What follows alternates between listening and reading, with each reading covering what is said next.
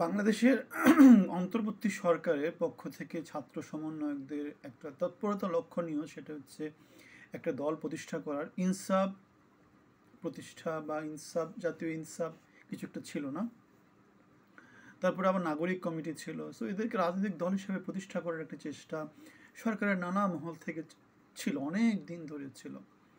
ইনসাফ কমিটি সম্ভবত যেটা ছিল সেটা হচ্ছে আওয়ামী লীগ সরকারের সাথে লিয়াজও রেখে কিছু একটা করার চেষ্টা ছিল। এখন পরিবর্তিত পরিস্থিতিতে সরকারের যেহেতু সুবিধাভোগী নতুন যে ছাত্র সমন্বয়করা, তারা নাগরিক কমিটি তৈরি করেছে এবং তারা এক রাজনৈতিক দল হিসেবে আত্মপ্রকাশ করছে। সো বাংলাদেশে এমনিতে অনেক রাজনৈতিক দল আছে, যদিও মানে ব্যক্তি সর্বস্ব রাজনৈতিক দল, কোনো কর্মী নাই, এমন দলও অনেক বাংলাদেশে। সো একটা দেশে কয়টা রাজনৈতিক দল লাগে, মানে বেসিক্যালি হালুয়া রুটি। বাংলাদেশটা এমনিতে অভাবগ্রস্ত দেশ। সো এরা যেটা করে সেটা হচ্ছে কি, অল্প কিছু লোকজন রাজনৈতিক দল তৈরি করে, এর সাথে ডিল করে, এর সাথে ডিল করে, নানা রকমের কী করে, যেটাকে বলে তদবির বাণিজ্য করে, চাঁদাবাজি করে, দখলদারি করে, ক্ষমতার একটু অংশী হওয়ার চেষ্টা করে সংখ্যা দিয়ে। কোয়ালিটি না, সংখ্যা দিয়ে। গুণগত মানের কোনো পরিবর্তন হয় না। বাংলাদেশে বেসিক্যালি দুটা দল, একটা হচ্ছে বিএনপি আর একটা হচ্ছে আওয়ামী লীগ।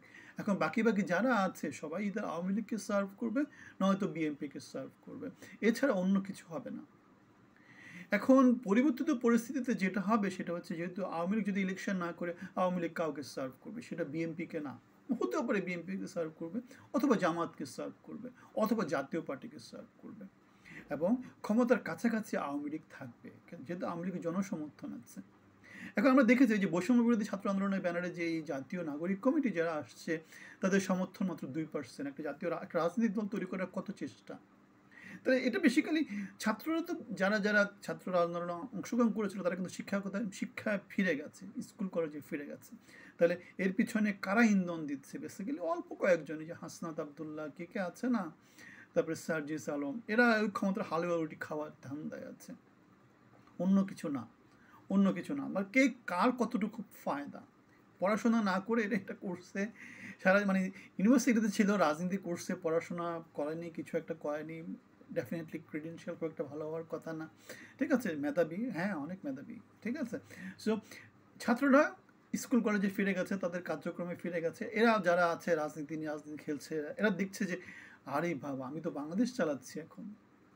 সো এই যে মানে এত এত লোকের, লক্ষ লক্ষ কোটি কোটি লোকের অর্জনের উপর ভর করে এরা যে ডেমিগড হয়ে গেছে, এরা যে নিজেদেরকে বিশাল বড় মনে করে দিচ্ছে, মানে অনেকটা হাসিনার মতো, অনেকটা শেখ মুজিবের মতো, অনেকটা খালেদা জিয়ার মতো, অনেকটা জিয়াউর রহমানের মতো নিজেদেরকে মনে করছে এরা, আমি তো সেটাই হয়ে গেছে। তাহলে ভবিষ্যৎ কী হবে সেটা বলতে পারি না, তবে যেটা হচ্ছে, এদের অল্প বয়সের অনেক বেশি কিছু দাবি করে ফেলছে, যোগ্যতার তুলনায় অনেক বেশি কিছু দাবি করে ফেলছে। একটা ট্র্যাক থাকতে হয়, এদের ওরকম কিছু নাই, শিক্ষা থেকে শুরু করে, চাকরি থেকে শুরু করে, যে কোনো দিক থেকে শুরু করে। সো এই যে আমরা দেখতে পেলাম, জরিপে মাত্র 2% লোক এদেরকে মানে ভোট দিবে, এমন একটা জিনিস দেখা গেছে। তাহলে কোনো একটা নির্বাচন যদি হয়, এদের কাউ কি ইলেকশনের পর জয়ী হয়ে আসতে পারবে?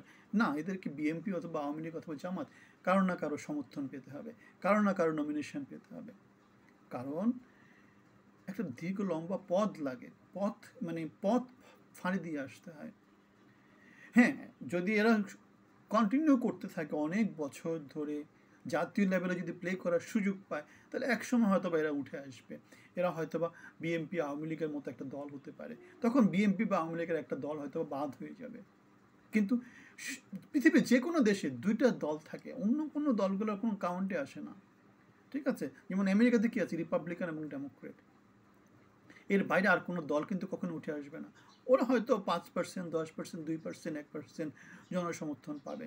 সো বাংলাদেশে এই যে নতুন একটা রাজনৈতিক দল নিয়ে আসার ধান্দা করা হচ্ছে, চেষ্টা করা হচ্ছে, অথবা ডক্টর ইউনূসের যে একটা রাজনৈতিক দল তৈরি করার চেষ্টা ছিল, তিনি জানেন যে, আমি জানি না তিনি কেন সেটা চেয়েছিলেন, তবে একটা জিনিস সত্য, যে তিনি যদি চেষ্টা করেন হয়তো একটা বড় একটা রাজনৈতিক দল তৈরি করতে পারতেন। এখন বাস্তবতাটা কি, সে সংগ্রামী পথ, উঠলেই এক কাঁদি সেটা হবে না। উনি যে নোবেল পুরস্কার পেয়েছেন, গ্রামীণ ব্যাংকের মধ্য দিয়ে পেয়েছেন, এবং গ্রামীণ ব্যাংকে উনি সময় দিয়েছেন প্রায় 30-40 বছর ধরে। গ্রামীণ ব্যাংকের যে অর্জন, সেটা 30-40 বছরের অর্জন, এবং সেটা অর্জন বাংলাদেশের 20 কোটি মানুষের ভিতর দিয়ে অর্জন। সুতরাং যেখানে খুব বেশি জনগোষ্ঠীকে আপনি একত্রিত করতে পারবেন না, ইউজ করতে পারবেন না, সেখানে আপনি নতুন কিছু তৈরি করার স্বপ্ন আপনি দেখতেই পারবেন না। ডক্টর ইউনূসের নোবেল পুরস্কার পাওয়ার পেছনে একমাত্র কারণটা কি? একমাত্র কারণ হচ্ছে বাংলাদেশের 20 কোটি মানুষ।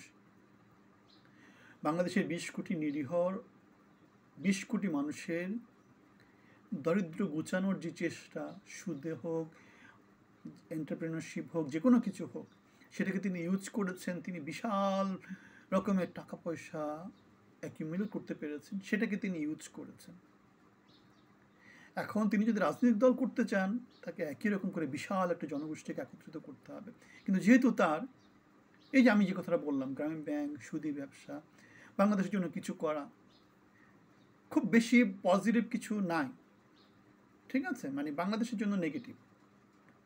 কীভাবে নেগেটিভ? কেন বাংলাদেশের উন্নয়নে যদি তিনি ভূমিকা রাখতেন, তাহলে তিনি গ্রামীণ ব্যাংকের সুদের হারটা কমিয়ে দিতেন, বাংলাদেশের গরিব লোকজনকে এত করে শোষণ করতেন না।